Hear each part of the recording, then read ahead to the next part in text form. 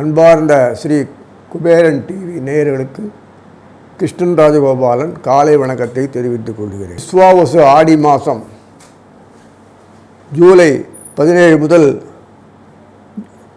August 16 வரைக்கும் உள்ள காலம்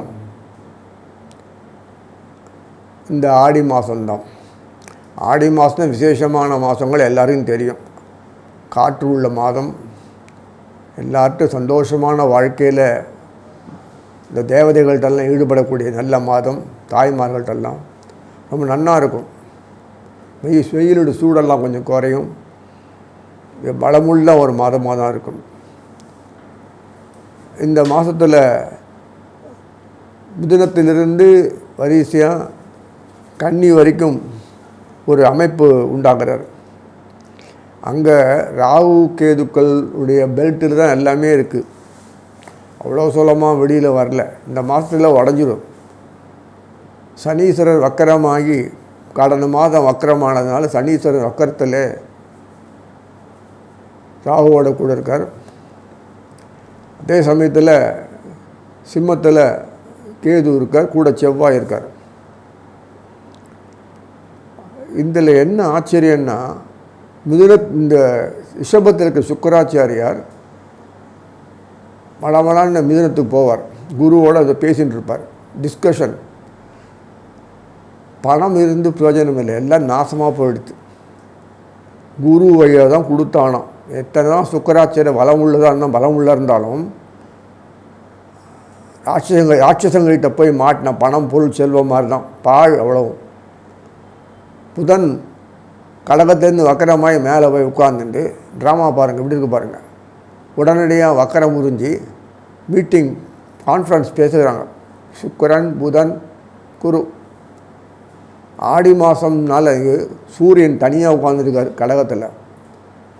ஒருத்தருடைய கண்ணில் படலை, பெருமூச்சு விட்டு உட்காந்துருக்கார்.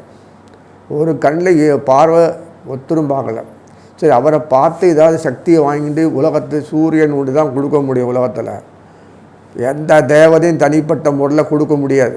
சூரியன் ஒன்று தான் இந்த பிரபஞ்சத்துக்கு ஃபுல்லாக. இந்த பூமி எங்கெல்லாம் இருக்கோ அந்த உலகம் ஃபுல்லாக சூரியன் மட்டும்தான் கொடுக்க முடியும். அதுலேருந்து 5 பிராணசக்தி, அதுலேருந்து 5 பஞ்சபூதங்கள், அதுலேருந்து எல்லாமே வருது. சரீரத்தில் வச்சுன்னு வாழணுன்னா சூரிய தயவு தான் வேணும், ஒன்றும் நடக்காது. அதனால் இந்த சூரியனை அப்படி பயமாக வச்சுட்டேன்னா யாரும் பார்க்கல. சூரியன் இன்டைரக்டாக புனர்பூசம் காலில் நிற்பார். அப்புறம் பூசம், அப்புறம் புதன். புனர்பூசம் குருவோட காலில் நின்று குருக்கு வேண்டிய சக்தியெல்லாம் கொடுக்குறார். குரு தன்னுடைய பார்வையை ராகு சனீஸ்வரனை பார்க்குறார். ராகு சனீஸ்வரர் பார்த்துட்டு இருந்தபோது தோஷம்லாம் போயிடுறது அவங்களுக்கு. ஆனால் குருக்கு இருக்கிற கையில் பாக்கெட்டில் இருக்கிற எல்லாம் காலி. சுக்கராச்சாரியர் ஓரளவுக்கு ஹெல்ப் பண்ணுறார். அதே மாதிரி புதன் ஓரளவுக்கு ஹெல்ப் பண்ணுறாரு. இது என்ன அர்த்தம்னா, குரு காலில் நின்று சத்தம். குரு தன்னுடைய காலிலே நிற்கிறார். சுயகாலில் புனர்பூசத்தில் நின்னான்னா என்ன கிடைக்கும்? ஒன்றும் இல்லை, 0. பத்திரமா பணத்தை வச்சுக்க வேண்டியதான். இது ஒரு பொருளும் கிடையாது. இந்த ஆடி மாதத்தில் வளமுள்ள மாதமாக இருந்தாலும் இந்த பாரத பூமிக்கு மட்டும் எந்தவித பிரச்சனையும் கிடையாது. ஏன்னா குரு இங்கே தானே இருக்கார். எல்லாமே மற்ற நாடெல்லாம் நீங்கள் கஞ்சி போட்டால் தான் உண்டு, ஒன்றும் பண்ண முடியாது. அதெல்லாம் சொன்னேன், முன்னாடியே சொல்லிட்டேன். அது வெளிநாட்டு இருந்தால் மெதுவாக வந்துடுங்க, இங்கே அப்புறம் போய்க்கலான்னு சொன்னது காரணம் இதுதான். இது இப்போதைக்கு இந்த வாழ்றெல்லாம் முடியாது. சனீஸ்வரன் மீனத்துக்கு போன அப்புறம் தான் ஒரு வழி. அது வரைக்கும் கொஞ்சம் கஷ்டகாலம்தான். நமக்கு அந்த வாசனை அடிக்கும். இந்த சுற்றி இருக்கிற நாடெல்லாம் நம்ம நியூசன்ஸ் தான், ஒன்றும் பண்ண முடியாது. ஒரு நல்ல இதுவே கிடையாது. நம்ம நாடு தூடு சொல்லிட்டு அத்தொண்டு இருந்து அதை நல்லபடியாக பார்த்து சோத்துக்கு வழி பண்ணலாம்ல, கிடையாது. அடுத்தவனையே அசிங்கம் பண்ணுறதுக்கு தான் வேலை. ஏன் இப்படி படைச்சிருக்கான்னா அவனை தான் கேட்கணும். இதில் செவ்வாய் இந்த மாத கடைசியில் ஒரு வழியாக செம்பாம்புட்டேருந்து விட்டுட்டு கீழே கன்னிக்கு போயிடுவார். சுக்கராச்சாரியார் கடகத்தில் போய் உட்காந்துருவார். புதன் உட்காந்துருவார். இப்போ கடகத்தில் சூரியன் உட்காந்துருப்பான். ஆடி மாதம் இல்லையா, புதன் போவார், சுக்கிரன் போவார். அப்புறம் சுக்கராச்சாரியார் மெதுவாக இந்த இவர்கிட்ட சிம்மத்துக்கு போவார்.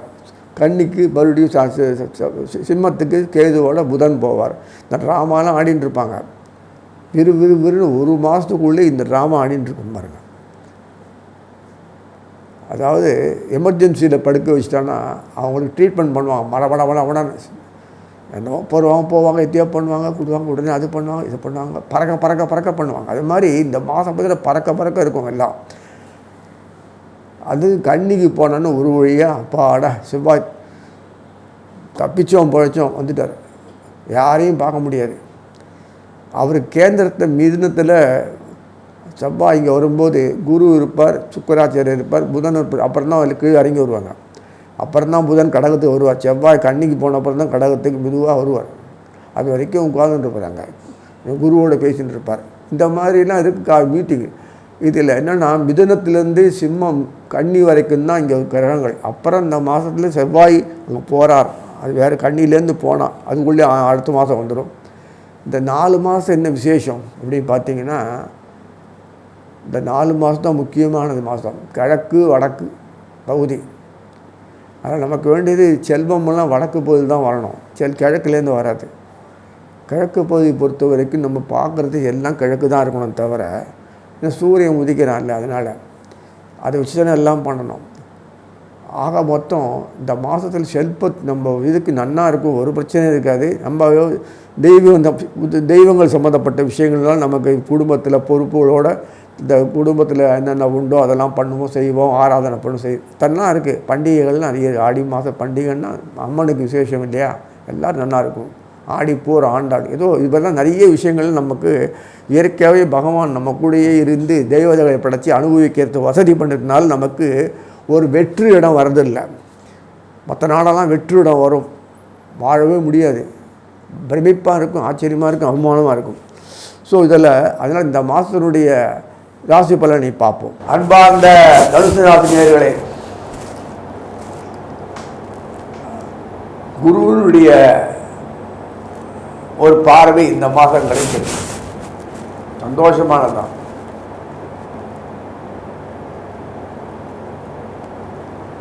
அதுவும் கூட சுக்கராச்சாரியார், புதன் எல்லாருக்கும்,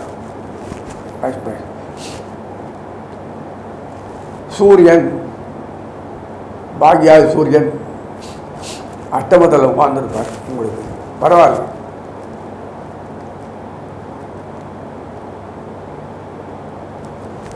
அந்த தனுசு ராசியர்களுக்கு பூர்வப்புல செவ்வாய் அவர் அழகாக உட்கார்ந்துட்டு பாக்கியத்தில் உட்கார்ந்துருக்கார். கூட கேது இருக்கு, பரவாயில்ல. பின்னாடி மாத பிற்பகுதியில் செவ்வாய் போயிடுறார். கன்னிக்கு 10ஆம் வீட்டு வந்துடும், சந்தோஷம். கடகத்தை சூரியன் உட்கார்ந்துருக்காரு அப்படின்னு நினச்சிட்டு இருக்காருங்க.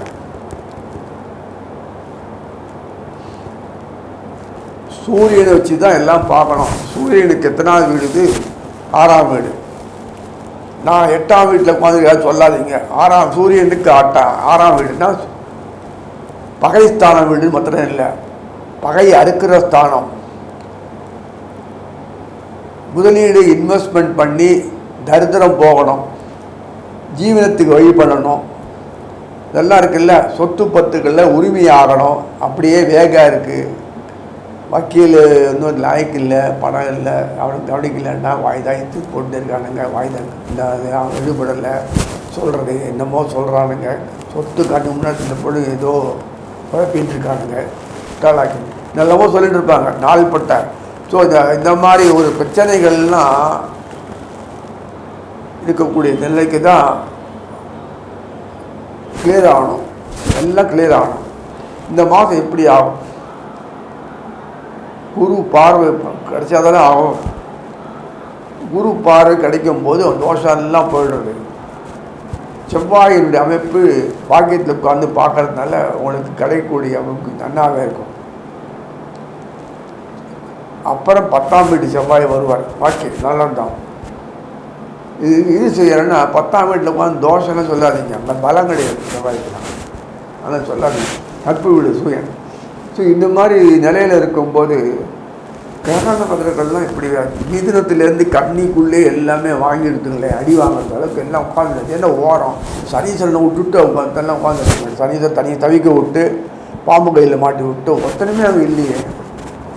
இல்லை எல்லாம் சர்பத்தில் வளைவில் எல்லாம் உட்கார வச்சுட்டாரு. வயசு உட்காருங்க. நான் யார் தெரியுமா, ஒரு அடி போடு அப் அப்படின்னு இந்த சர்ப்பங்கள் பின்னி பின்னி எடுத்துட்டு இருக்கு. நம்ம நவகரிகம் பரிகாரம் பண்ணாலும் இப்போ சதயம் சரியில்லை, அப்புறம் பார்க்கணும், அதுகளுக்கு சதயம் தெரியல. அது மாதிரி தான் இருக்குது. ஸோ தனுசனுடைய குருனுடைய அது பொறுத்த வரைக்கும் ஒரு பிரச்சனை தோஷத்தை கிளியர் பண்ணுறாரு. ஊருக்காகவே குரு இருந்துட்டு தனக்கு வரும்போது தனக்கு ஒன்றும் இல்லையா நினைக்கக்கூடாது. அந்த தோஷம் தனக்கே தோஷம் போயிடுது. இப்போது தன் வீடை பார்க்கும்போது தோஷம் போயிடுது. அதோட மட்டும் இல்லை, வீரியஸ்தான தோஷம் போயிடுது. அந்த வீரியஸ்தானத்தை குரு எப்போது வீக் தான் சதீஸ்வரன் சொல்கிறத இதை பார்த்து மட்டும் அப்படின்ட்டு. அதனால் வீரியஸ்தான தோஷங்கள் எல்லாம் உட்காந்து அடியோட போகுது. வீரியஸ்தான தோஷம் போனால் தான் இவருக்கு பொறுத்த வரைக்கும் குடும்பம் நன்னா இருக்கும்.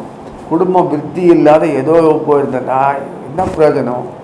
ஆத்தட்டு கண்டிஷன்லாம் போட்டு அப்படி இப்படின்னா அந்த கண்டிஷன் அவராக போடுறாரு. நீ போட்டுட்டு அப்புறம் பகவானை செயல்படுத்துனா எப்படி பண்ணுவாங்க? அதனால் இந்த பிஸ்னஸ் நடக்காது. அவனுக்கு வேண்டியது நிறைய கொடுக்குறாரு. மகனே அவன் சமத்தை வச்சுக்காத போ, ஆப்பர்ச்சுனிட்டி கொடுக்குறான், நீ பயன்படுத்திக்கோ. அப்போ தான் பார்த்து நீ டைம் சரியில்லை, அது சரியில்லை, இது சரியில்லை, எஸ்டியாக பண்ணாத. நீங்கள் பிளென்டி ஆஃப் ஆப்பர்ச்சுனிட்டி நிறைய கொடுக்குறாரு. பிரமாதமாக இருக்குது. எப்படின்னா லாபஸ்தனாதிபதியே சுக்கராச்சாரியர் தான். அப்புறம் என்ன பண்ணிருக்கு? அவர் தான் 6ஆம் வீடு. அவரே உட்காந்து நேராக பார்க்குறாரு, வீடாக பார்க்குறாரு. 7ஆம் வீட்டு சுக்கர உட்காந்து சொல்லக்கூடாது. அந்த வரட்டு வேதாந்தெல்லாம் வேண்டாங்க. 7ஆம் வீட்டில் சுக்கர உட்காந்து பார்ட்னர், ஹஸ்பண்ட் ஒய்ஃப் பார்ட்னர் மாதிரி. வியாபாரி கூட்டு, அது ஒரு பார்ட்னர், இது ஒரு partner, business partner, service partners எல்லாம் இருக்குல்ல. அப்புறம் வந்து சைலண்ட் பார்ட்னர், எத்தனோ பார்ட்னர்ஸ். அவர் இந்த ஒரு விஷயத்தில் கண்ட்ராக்ட் குத்தா லீஸ் கற்றுருக்காரு ஒரு பார்ட்னர். இது வரைக்கும் இவர் பார்க்கணும், அப்படி இப்படி ஃப்ரான்ச்சைஸ் அது வரைக்கும் பார்ட்னர் கொடுத்து இது மாதிரிலாம் என்னென்னமோ இருக்குது. அது மாதிரி sharing of responsibility, income earning, services, sales, இவ்வளோ டிவிஷன் ஆஃபீஸ் வந்து இவ்வளோ விஷயங்களை பார்க்குறது அத்தனை பேர் களத்திறன்னு அழைக்கப்படுவாங்க. அந்த களத்திரம் முக்கியம். அது உபயராசிக்கு இந்த உபயராசி புதன் கண்டிப்பாக பண்ணித்தான் ஆகணும். அவருக்கு குரு பண்ணித்தான் ஆகணும், குருக்கு பண்ணித்தான் ஆகணும். அந்த மாதிரி தான் அமைப்பு. ஸோ உங்களுக்கு சிஸ்டமே வேறு, மற்றவங்க இருக்கிற மாதிரிலாம் கிடையாது. ஸ்கொயரப் பண்ண பிறகு எப்படி அஷ்டமாதிபதி வரும்? நிறைய 4 சதுர்த்தம் 3 தான் இருக்குது சதுரத்தில். அந்த கோடி இந்த கோடி, அந்த கோடி இந்த கோடி, சதுர்த்தம் கேந்திரம். அப்புறம் எப்படி அஷ்டமாதிபதி? அதெல்லாம் அர்த்தசாஸ்திரத்தில் வருது. எது எப்படி இருந்தாலும் தனுசனுடைய வீரியஸ்தான் குணாதி தன குடும்பம் வீரியஸ்தான் சம்பந்தப்பட்ட சக்கராத் சனீஸ்வரர் வக்கரமானாலும் ராகு துணையோடு இருக்கும்போது குருவனுடைய ஆசீர்வாதத்தை வாங்கிட்டு இருக்கா, தோஷம் போயிட்டுருக்கு, வீடு விருத்தியாக எல்லாம் பண்ணுறது. வக்கரமானதுனால மசமசப்பு தனிக்கு மந்தன் அப்படின்னு பேர். அது போயிடும். அப்புறம் சொல்கிறது எனக்கு புரியல, நல்லதாக கேட்குறது. அந்த மந்தம் வரவே அந்த மைண்ட் ஏற்றுக்காது மனசு. அது தெளிவாக நன்னா இருக்கும், அப்சர்வேஷன் கிடைக்கும், தெளிவாக ஆக்ட் பண்ணுவான். தன்னுடைய இயல்பு நிலையை மாறி செயல்படக்கூடியது. இதெல்லாம் வந்து சனீஸ்வரனுடைய சில குணங்கள்லாம் அவருக்கு கொடுத்தது காரணம்.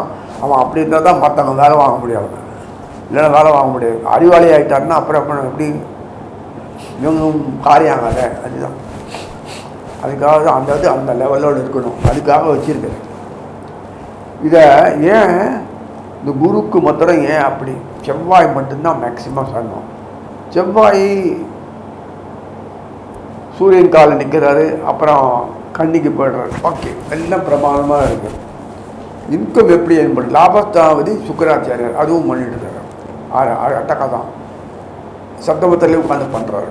6ஆம் வீட்டு அதிகாரி சப்தாமத்திலே 7ஆம் வீட்டு உட்காந்து பண்ணுறார். 7ஆம் வீட்டு அதிகாரி புதனும் இருக்கார், சப்தமாதியும் உட்காந்துருக்காரு, குருவும் உட்காந்துருக்காரு.